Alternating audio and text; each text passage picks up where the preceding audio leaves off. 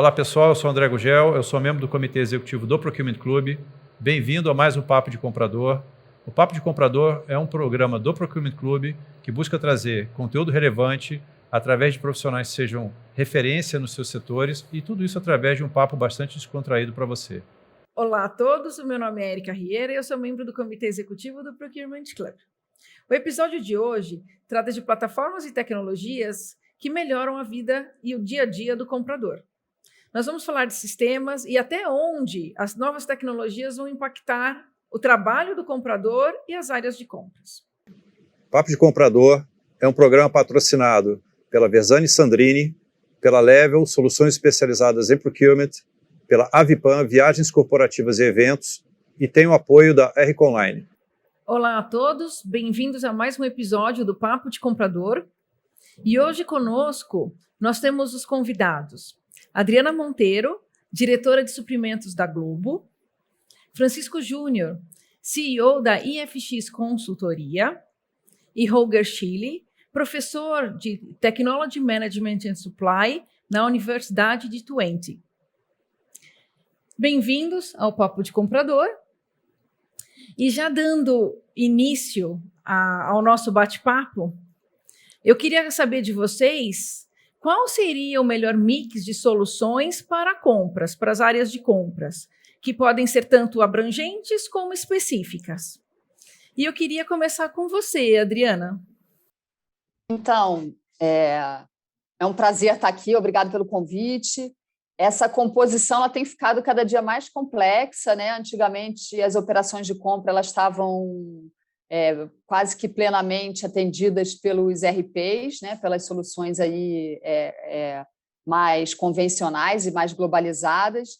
E hoje, a área de suprimentos, os compradores, eles acabam tendo que tratar por uma agenda acessória aí, que vem em encontro ao ESG, e a gente tem que tratar informações, né, ambientais, nos cadastros, nas homologações, todo o acompanhamento depois da vida, né, com o fornecedor, da avaliação das performances. Então, eu acho que a gente precisa fazer uma composição. A gente não vai fugir nunca de tratar, né, de operar num RP, numa solução mais convencional, mas a gente vai acabar precisando de ambientes acessórios com essas soluções, tanto para a busca, né, dos dados, que cada vez estão mais disponíveis aí, a gente tem uma complexidade maior de informações que a gente busca, tanto dos fornecedores quanto das condições mesmo, né, do fornecimento.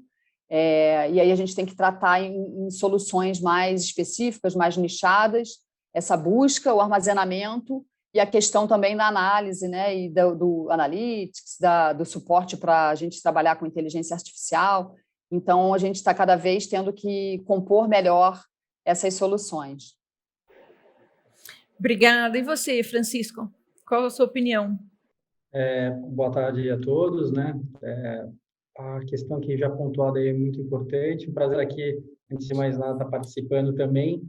E complementando o que foi muito bem pontuado, a questão do RP, acho que é base, né? A gente vê o RP, algumas pessoas entendem como soluções abrangentes, né? E é uma realidade, né? Então, eu acho o pano de fundo para responder isso é tecnologia sozinha não faz nada, né? Então, é uma coisa que eu sempre falo. Muita gente se arrisca, até arrisca a própria reputação, o emprego aí, achando que a tecnologia em projetos muito complexos aí, ou até arriscados, achando que isso vai ser uma pílula mágica. E acaba não sendo, né? A gente vê por diversas histórias que todo mundo conhece aqui dentro da sua empresa, no histórico profissional. Mas eu acho que o primeiro ponto para responder isso de uma forma bem correta é saber o contexto da organização e o mercado que ela atua. Acho que isso é o ponto fundamental, né? Então, isso vai possibilitar o CPO, diretor ou gerente do time de compra, saber qual que é a prioridade, né, da empresa e do mercado que ela atua, e não a hype do momento ou a tecnologia, né? Então, a gente vê indústria 4.0, gestão de conhecimento, a gente vê nuvem, a gente vê cloud, IoT, então a gente vê uma série de hypes, né, e acrônimos.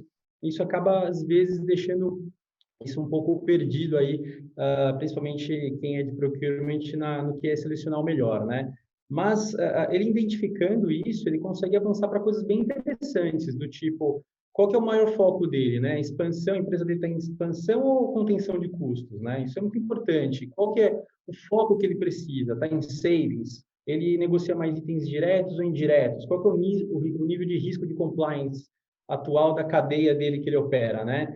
Ele tem um processo de procurement que é mais focado em gestão de contratos ou é spot, né? E qual que é a quantidade de sortimento do catálogo que ele tem? Então, esse tipo a resposta a esses tipos de questões ajuda bastante a determinar até a solução, se ele vai precisar até de uma solução, né? E aí depois a gente consegue avançar para a escolha de uma solução abrangente ou de nicho. Mas a gente pode falar basicamente que a solução abrangente, né? Ela tem aí um aumento do processo de mentalidade, uma história, né, dentro das empresas. Então, os fabricantes eles são muito presentes dentro da empresa de RPs, enfim, os grandes fabricantes que a gente já conhece. Mas com o aumento da digitalização, o empreendedorismo, né, essa questão da pandemia está quebrando uma série de paradigmas, né, e possibilitando a gente experimentar soluções de nicho, que é muito interessante. Até então, isso se alguém falasse, vou utilizar uma solução de nicho dentro de uma determinada empresa ou corporação, acho que o cara ia ser até demitido, né, dentro de um comitê, de uma reunião de diretoria.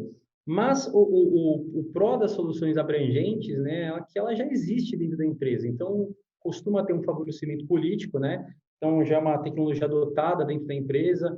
Ela tem uma questão, né, de uniformidade, de fluidez de processos, ou seja, os usuários eles conseguem ver a mesma interface, tem uma fluidez de informação, então essa informação ela sai de uma interface de uma área de accounts payable, vai para o comprador numa mesma interface, então não precisa de integração entre sistemas, então isso acaba ajudando muito numa questão de utilização de processos de uma fluidez mais simples, né?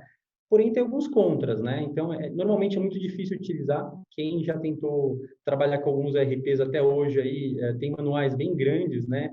Ainda mais quando você precisa estender essas funcionalidades para a sua cadeia de suprimento, para colocar uma nota fiscal, cadastrar um produto, a gente sabe muito bem as dores disso.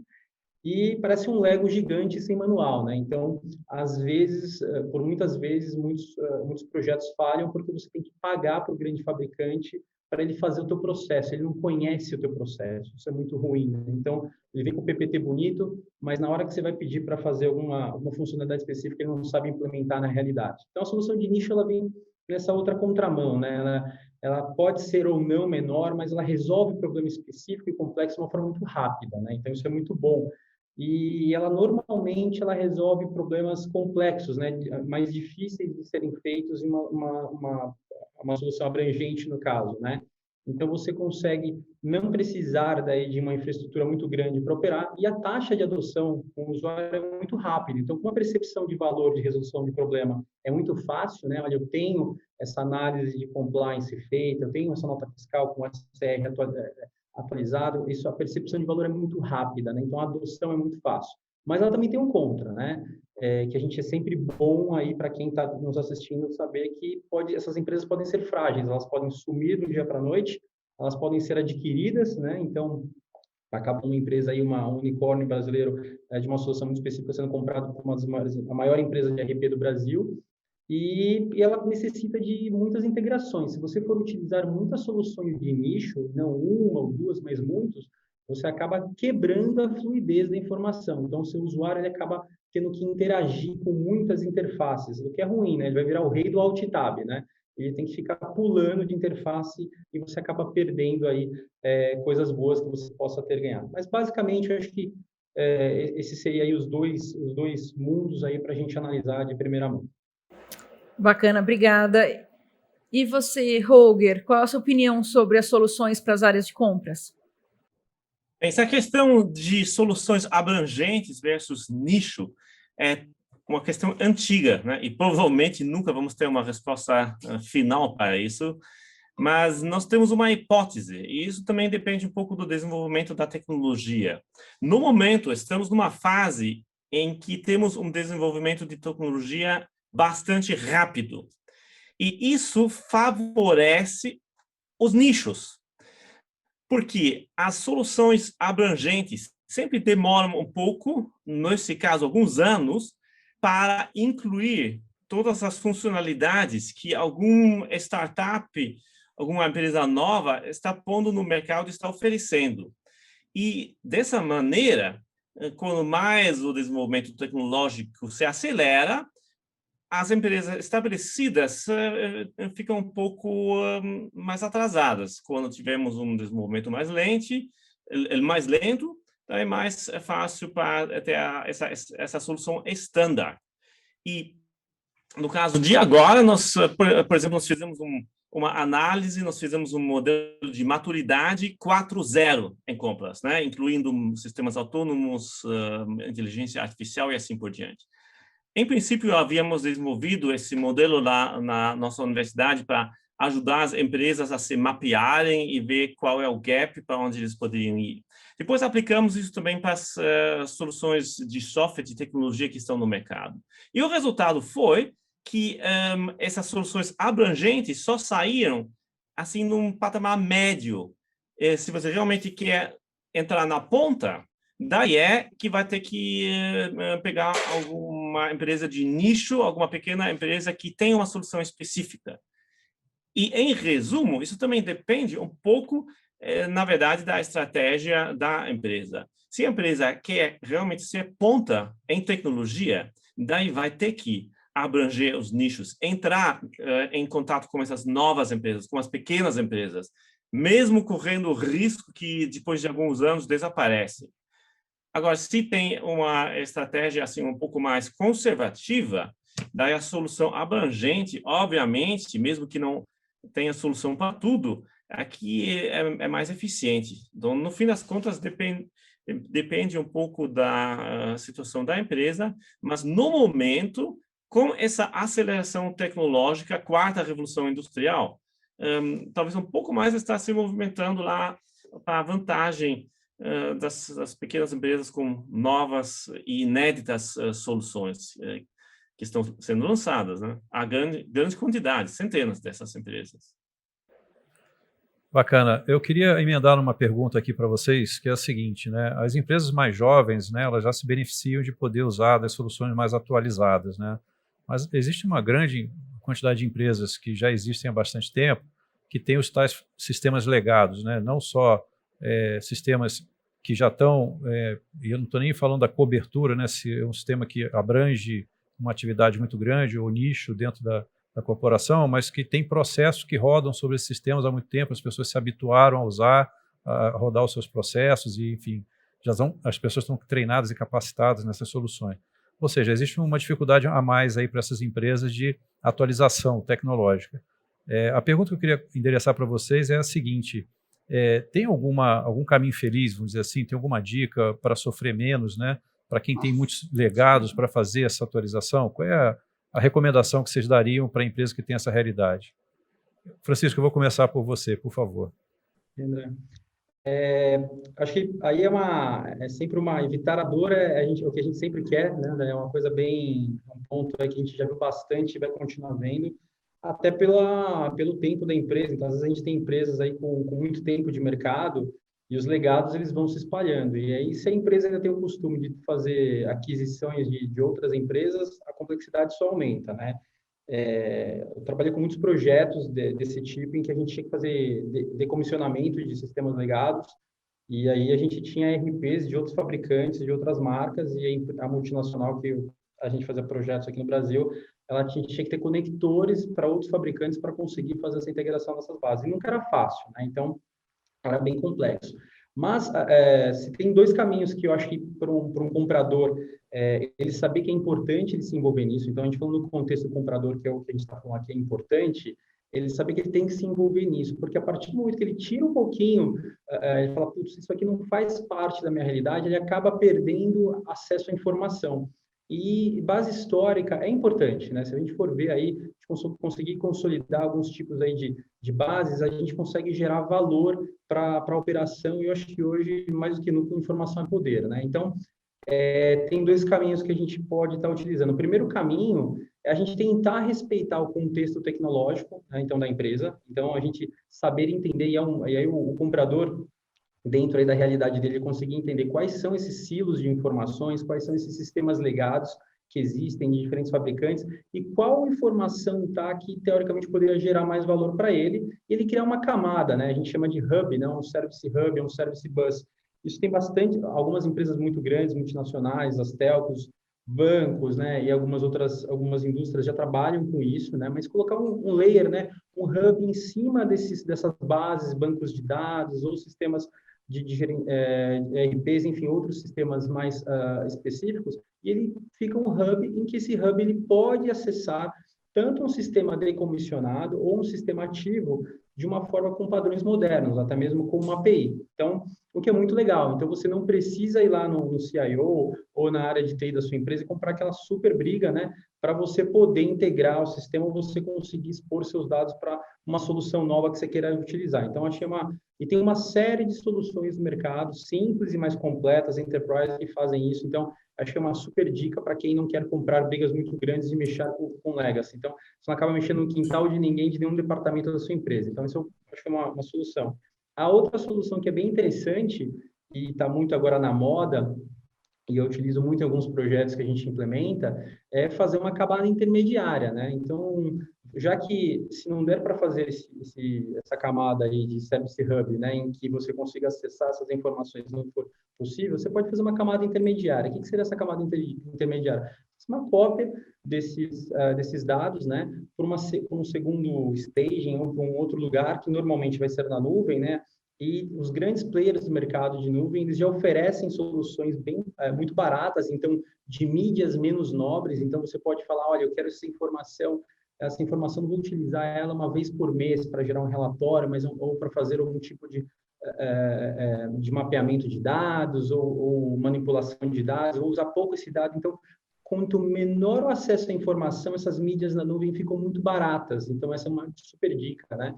Você pode levar isso para a nuvem e aí você pode deixar isso aí disponível, né? Para você, obviamente, conseguir ou deixar disponível para outros fabricantes consumirem, outras soluções consumirem, ou você, obviamente, fazer manipulação de dados. Isso aí a gente chama de data lake, né? Então, os famosos data lakes são lagos de dados. Então, é uma coisa que eu recomendo bastante, porque você consegue até sincronizar dados dentro da sua empresa de diferentes sistemas, então WMS, com ERP, com Accounts Payable, né, com um sistema de manufatura, você consegue jogar todos eles e integrar isso de uma forma muito mais fácil. Então, eu recomendo bastante ele por um desses dois caminhos, do que por um terceiro, que é migrar tudo, né? Migrar tudo, acho que sempre dói mais. Tá certo. Bom, eu queria agora passar a mesma pergunta, professor, para o senhor sobre essa questão dos legados, né? Como tratar essa questão dos sistemas legados num processo de atualização tecnológica dentro de uma empresa. Qual é a sua sugestão aí? Isso também depende de qual é o sistema que está em uso, né? Porque de uma perspectiva a gente está vendo que no momento esses sistemas mais estabelecidos, antigos, que estão instalados nas empresas, estão sofrendo pressão por causa da aceleração do desenvolvimento tecnológico. Então, alguns sistemas desses realmente estão ficando tão obsoletos que têm que ser renovados. Por exemplo, nós trabalhamos com uma empresa que tem essa estratégia de realmente estar na ponta da tecnologia do 4.0 e decidiram, no fim, abandonar seu sistema antigo, justamente porque esse sistema também não tinha mais suporte do produtor original da empresa de software, né? E numa situação dessas, no fim das contas, tiveram que tomar a decisão de começar novamente, na verdade. Mas agora, se tem um sistema que é bem estabelecido, tipicamente a decisão é de continuar com esse sistema, porque faz o trabalho, né? Só que o problema é que todos eles têm um ciclo de vida e muitos sistemas não estão tendo mais o suporte que precisam, e daí, a certo momento, nós também temos que ter a coragem de dizer, vamos começar de novo. Isso está acontecendo já, né? Legal.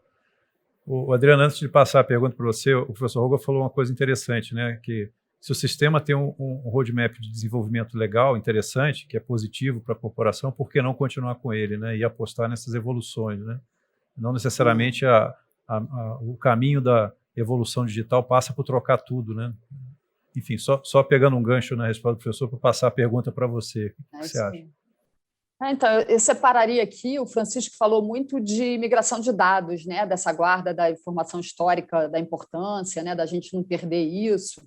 E o Hogan falou um pouco mais das soluções, né, das funcionalidades, das soluções tecnológicas, e falou também dos ciclos, né, de amadurecimento, das soluções mais leves aí, e uma oferta enorme, né, de soluções que têm um ciclo de maturidade tecnológica muito mais curto, né?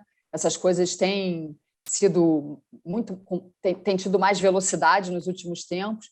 Então, assim, eu separaria, a gente está na Globo no momento exatamente de troca de RP, né? A gente fez a unificação das empresas no ano passado, e aí a gente não pôde fugir de escolher uma ferramenta única e tal, um RP para todas as operações do grupo. Essa ferramenta é uma ferramenta em cloud, né? O que já traz bastante flexibilidade, uma atualização mais rápida, né? Os releases aí que a gente tem são bem mais rápidos. Também foi uma questão que o Roger tocou, do engessamento, né? Da gente incorporar funcionalidades importantes ou customizar em RPs assim, muito convencionais. Então, essa questão da nuvem já traz essa melhoria, né? E tem as comunidades onde as pessoas vão se manifestando ali, até numa tropicalização do produto e etc. E nesse momento que a gente está, a gente precisa fazer uma revisão muito criteriosa realmente do que a gente precisa e do que a gente, às vezes, não revisita, assim, por já ter entrado numa questão automática. Eu sempre usei esse dado, ou essa funcionalidade sempre me serviu, né? Então, é preciso fazer uma análise muito criteriosa, porque tem um custo de migração, tanto de dados quanto de funcionalidade, né? Eu acho que as ferramentas RPs, as convencionais, voltando aqui, né, o porte da nossa empresa talvez exija que a gente trabalhe muito, né, ancorado numa ferramenta desse tipo, mais convencional. E a gente tem se deparado com questões assim de debate mesmo, de custo-benefício dessa migração com a área de tecnologia, né? E tem que ser lado a lado, né? A gente não pode também ter o conforto de dizer sempre funcionou, a gente usa muito, mas assim as análises precisam ser mais aprofundadas, essa resposta precisa ir um pouco além do que a gente sempre usou. É bom por isso, a gente precisa embasar bem, porque tem um custo, né? O custo é muito alto dessa migração, tanto de dados quanto de incorporar uma funcionalidade que até aqui já funcionou. O mundo está muito dinâmico, né? As coisas estão muito, tanto da oferta quanto da nossa própria demanda, né? de operações do negócio, e as ofertas estão aí, startups e empresas nichadas são muito velozes, né? Nessa resposta. Então, eu acho que realmente um trabalho ali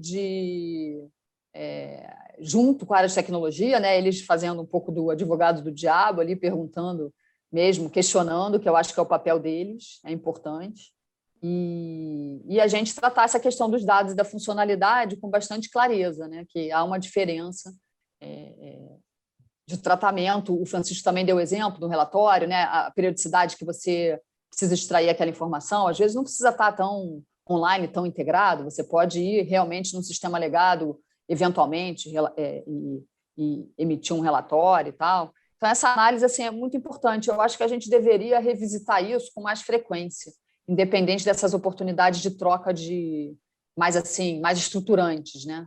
Eu acho que deveria ser feito sempre, porque às vezes a gente pode abandonar uma coisa que é feita por rotina assim com bastante facilidade, e a gente não abandona, né? A gente às vezes não tem tempo para essa agenda. Eu acho que ela deveria ser uma agenda permanente entre as áreas de operação, e aqui a gente está falando de compras, mas todas, a empresa, e a área de tecnologia. Então, é isso. E até antes de fazer a próxima pergunta, eu pegando um pouco do que os três falaram, me vem na cabeça aquela velha análise, né, que a gente faz quando vai implementar uma ferramenta nova em compras, ou um RP, uma mudança, ou uma análise, que é a questão dos itens customizados, né? O quanto as novas tecnologias já estão se aperfeiçoando, em conhecer de fato profundamente o ambiente de compras, e quanto as empresas também estão abertas a evitar as customizações, né? A se adaptar ao que a ferramenta já traz.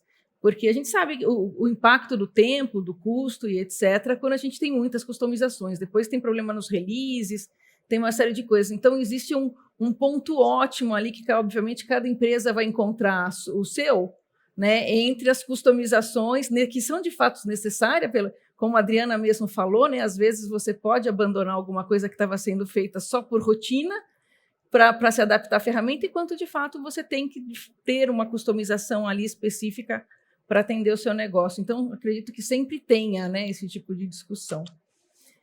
E indo para a próxima pergunta, né, a gente está falando aí bastante de tecnologias e especificidades.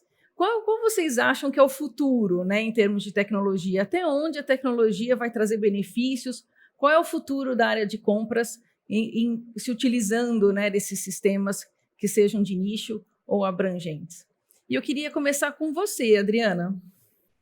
Então, vamos lá. Assim, acho que o sonho de consumo é a gente colocar, né, a serviço das nossas operações aí de compras tudo que a gente tem disponível, da coisa mais antiga, assim, de escanear um documento, até a coisa mais, né, passando pelos links aí, até a questão da mobilidade, de ter uma mobilidade responsiva, né, trabalhar aí compradores externos, que a gente tem um grupo grande na Globo aí, trabalhando para a gente, com o celular, com o iPad. Então, eu acho que o sonho de consumo é ter essa coisa fluida, né? É utilizar todas as tecnologias que estão disponíveis com a fluidez, com as integrações que são necessárias para a gente ganhar tempo de etapas seguintes, né? Eu dou um exemplo aqui, na compra de rua, compra externa. Então, o comprador vai lá num estabelecimento, faz a sua compra. O ideal, o que a gente vislumbra, né, nesse projeto? Ele escaneia a nota fiscal, ou seja, ele já coloca ali o item, já coloca os impostos, que são, assim, estou vendo lá no final da contabilização, né, do recebimento fiscal, ele já trafega por alguma ferramenta, né, que usa aí a rede, né, num iPad, num celular, né, usando mobilidade, ele já presta conta. Ele não tem que chegar no escritório e passar por uma nova etapa, uma etapa de prestação de conta daquela aquisição que ele fez, né? Aí tem os cartões de crédito digital, aí tem, assim, eu acho que o mundo ideal é conseguir desenhar os fluxos, né, de compra. A gente tem compra estruturada, compra externa, tentar desenhar esse fluxo com todas essas tecnologias que estão a nosso serviço. Aí passando também, né, pelas coisas mais estruturadas, que são mais internas, assim, usar, né, se servir aí, usar e abusar dos marketplaces, dessas comunidades aí que tem, né, de interação com fornecedor, com próprias empresas, né, que trabalham no mesmo segmento e etc. Então, assim, eu acho que o futuro está aí, mas eu acho que tem um desenho, tem um planejamento. Eu acho que não tem que ter um conhecimento, né, muito importante do mercado, né, o que o mercado oferta. A gente tem se deparado aí com questões também de integração para a gente montar lá o nosso marketplace, falar de punch-out e tal, mas a gente tem se deparado também com outras pontas não preparadas para interagir com todo esse sistema e essa cadeia que eu estou falando, né? Falando até, assim, às vezes de faturamento, empresas que não fazem faturamento para pessoa jurídica, né?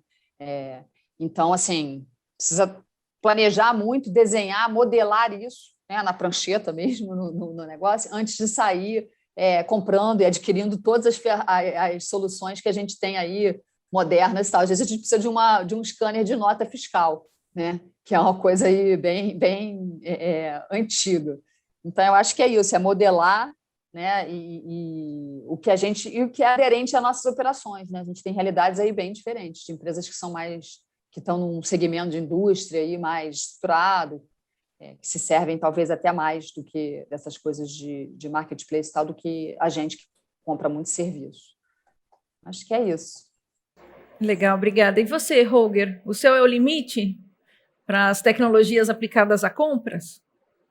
Sem dúvida. Acho que temos um monte de tecnologias que estão se desenvolvendo e nos próximos 5 a 10 anos vão se tornar rotina, né? Especialmente em 3 tipos, no procurement, no sourcing e depois no suporte, assim, de inteligência para o comprador. E na parte do procurement, ou seja, a parte mais operacional, daí, modelos assim como o que instalamos aqui na nossa universidade, em Twente, a gente fez uma toalete inteligente. O que é isso? Ela mede o consumo de sabão, né? O pessoal limpou as mãos e depois já vai pedir pelo novo sabão. É tudo um pequeno Wi-Fi que vai para fora e vai comprar sabão. Esse então é um sistema assim operacional, em vez do funcionário permanentemente fazer uma lista e depois encomendar. Tudo que a gente pode medir, podemos automatizar. Então, acho que isso é uma das coisas que vai acontecer em grande escala. Nós temos lá o Kanban nas fábricas e assim por diante. Então, isso já é um modelo. E o outro é o que acontece com esse material que não é assim tão estandardizado, que não está já em casa. Então, nós vamos lá para o sourcing. E lá fiquei conhecendo uma solução que já foi implementada, que me parece assim, bastante interessante e mostra a direção. O que acontece nessa empresa? O usuário vai ligar para um bot. Tá bom? O bot, a máquina, vai pegar o pedido que o funcionário dessa empresa precisa. Depois, o bot, ele mesmo, vai perguntar aos fornecedores, fazer um pequeno RFQ, se pode cumprir esse produto, pega os preços, compara e manda de volta um feedback para o fornecedor, pedindo para aumentar ou melhorar a oferta. E depois tem a autoridade também de fazer a decisão qual dessas empresas vai receber o pedido e já encomendar. Tá? E tudo isso sem nenhum indivíduo que está atrás disso. Mais ou menos 2.000 pedidos por mês já estão processando com esse sistema. Então, isso é uma coisa que já mostra a evolução para onde é que a gente vai. No meu ver, vamos depois ter essas negociações autônomas mais complicadas, né, no qual as duas máquinas ficam negociando uma com a outra. A visão é assim que o comprador estratégico só vai instruir as suas máquinas, seus avatares, dizendo, por exemplo, no momento temos problemas financeiros, faça favor de fazer uma negociação mais agressiva ou outras instruções, e as máquinas vão negociar uma com a outra. Então, isso é uma possibilidade. Dessa maneira, também, o papel do comprador vai ser diferente, né? De gerenciar esses sistemas, de instalar esses sistemas, de discutir as estratégias e as táticas, mas nem mais tanto de executar. Se bem que estou vendo muita gente pensando que esse negócio de negociação é muito difícil para ser automatizado ou ter uma decisão autônoma. Em princípio, nós estamos dando esses passos. E o terceiro ponto é que, obviamente, temos sistemas que ajudam. Inteligência artificial utilizado para analisar riscos, por exemplo. Esse é o caso específico. Ainda não funciona muito bem, mas, sem dúvida, quando a gente tem uma quantidade suficiente de dados, vamos poder fazer análises melhores ou desenvolvimentos de mercados, especialmente quando a gente fala de commodities, todas essas coisas. Lá, a expectativa é que a gente tenha uma série de modelos de auxílio que ajudam ao comprador. Então, muitas coisas estão se desenvolvendo. Eu acho que nos últimos 3 anos tínhamos mais soluções novas que foram testadas do que nos últimos 15 anos, ou coisa assim, ou 20 anos, né? Depois por volta de 2000 tinha uma revolução com os primeiros catálogos, assim por diante, e agora temos mais uma. E dessa maneira, acho que sim, o céu é o limite, vai mudar fundamentalmente a maneira como a gente faz os negócios. Especialmente, só para dizer isso, eu acho que isso vai ser nas partes indiretas, que tem mais desenvolvimento no momento, nas compras indiretas. Interessante essa visão, né? O comprador passando da função de negociador para uma função talvez mais de suporte no desenvolvimento de inteligência artificial e machine learning, né? Só para dizer, isso é um tipo de um lado estratégico, mas do outro lado, por exemplo, a gente tem agora essa tecnologia RPA, né? Os pequenos robôs que estão sendo instalados, que fazem trabalho de rotina, mas eles precisam de um gerente, que nem se fosse pessoas humanas que fazem esses trabalhos. Por quê? Os sistemas estão sempre se mudando, e daí o RPA não funciona mais, não tem que ter alguém que cuida dele e assim por diante. Então, isso é um novo papel, um novo papel que o comprador está tendo. Não mais assim, esses trabalhos de rotina, obviamente, vão ser automatizados em tudo quanto é lugar. Mas para isso, se desenvolvem novas funções, novos papéis, justamente, por exemplo, essa função do gerente de robôs, né? Perfeito. E você, Francisco, qual a sua opinião?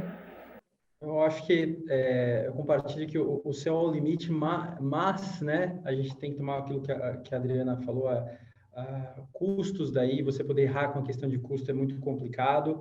E uma coisa que o André apontou muito bem, e você também, é a questão do roadmap, né? Você saber o roadmap do produto e cruzar o seu roadmap de produto com a necessidade, a matriz de necessidade e spending da sua empresa. Então, acho que isso é muito importante e não cair nesse último ponto aí de customizar tudo que nem louco. Mas, em termos de tecnologia, que é a questão aqui, eu acho que para procurement especificamente é uma área que acho que tem muito a se fazer, né? Eu acho que a tecnologia passou por várias áreas, mas procurement, eu acho que a gente pode falar que é uma das vedetes, aí tem muita coisa boa para se fazer. Eu acho que o comprador, ele tem que saber disso, ele tem que saber utilizar isso com parcimônia, mas utilizar, né?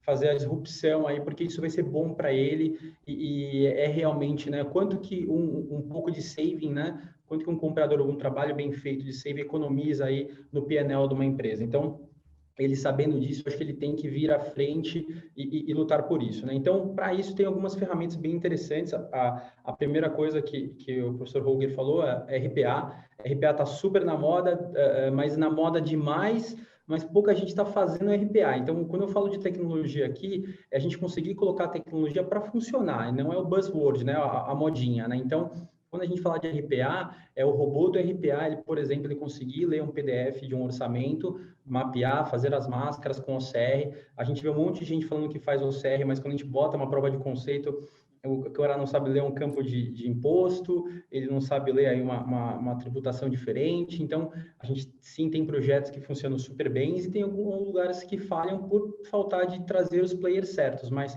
o RPA atrelado a um bom OCR, você consegue aí, por exemplo, eliminar processos aí que são altamente repetitivos, então são processos muito repetitivos de baixa complexidade. Então, sempre que a gente tiver um processo em compras, né, de baixa complexidade, muito repetitivo, por exemplo, como pegar um e-mail, né, extrair automaticamente um Excel, um retorno de uma cotação de um orçamento e fazer aquele famoso jargão do planilhar, né, levar isso para dentro do RP ou para dentro de outro lugar para você conseguir fazer o comparativo, um RPA é fantástico para fazer isso e reduz um tempo absurdo. Tem muito BPO, né? Hoje existem empresas aí muito boas, específicas de nicho até para fazer BPOs, que usam pessoas para fazer isso. Essas empresas já estão fazendo isso, até prestando serviço com RPAs. Então, RPA acho que é uma coisa muito boa.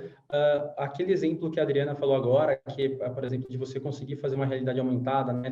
Tem isso para alguns vendors oferecem para fazer gestão de despesa, né? Quando você vai fazer aí gestão de despesa, você consegue tirar nota fiscal, tirar nota, mas o OCR ainda não está especializado. Então, procurar OCRs especializados com a taxonomia, com a validação em tempo real dos campos. Então, você validar se aquele CNPJ está habilitado, se aquela classificação fiscal está certa, num recebimento de uma nota fiscal, né, na hora de um gate, de um portão de uma indústria, né, existe problemas super complexos, né, para você poder receber uma nota fiscal aí de um alto valor. Então, OCR, numa versão aí integrada com APIs, aí com validações mais complexas, eu acho que é super válido, reduz também uma tecnologia que está super para agregar agora e dá para utilizar isso agora.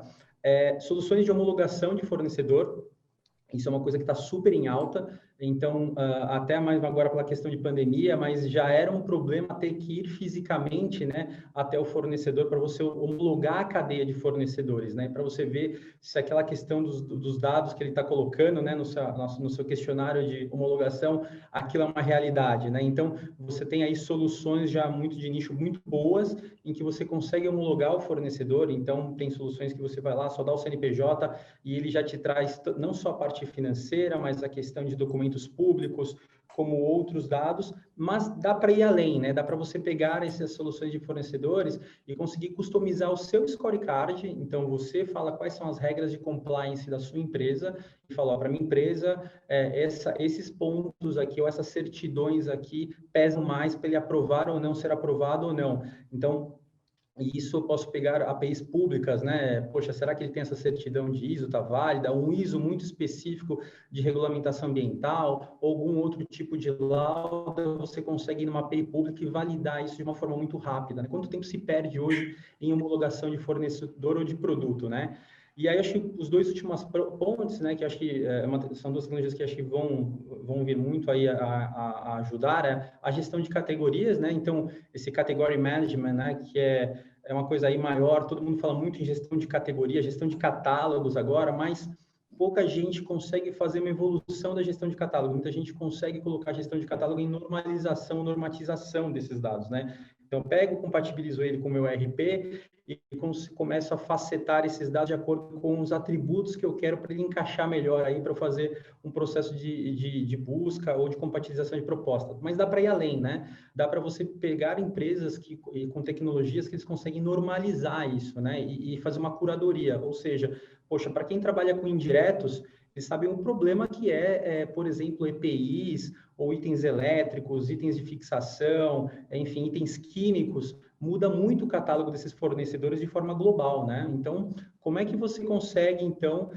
ter em tempo real a atualização desses catálogos, com part numbers, com descrições, com citar ou não esse novo produto aí, de acordo com uma BNT ou de acordo com o tipo de regulamentação. Então, você consegue ter soluções de gestão de catálogos aí super interessantes e isso toma um tempo absurdo da área de procurement. E, por último, a Adriana falou de Procurement Marketplace, né? Isso é uma super vedete agora, tem marketplaces aí que estão para ser lançados também super de nicho, ou que agregam aí um valor para indiretos, né?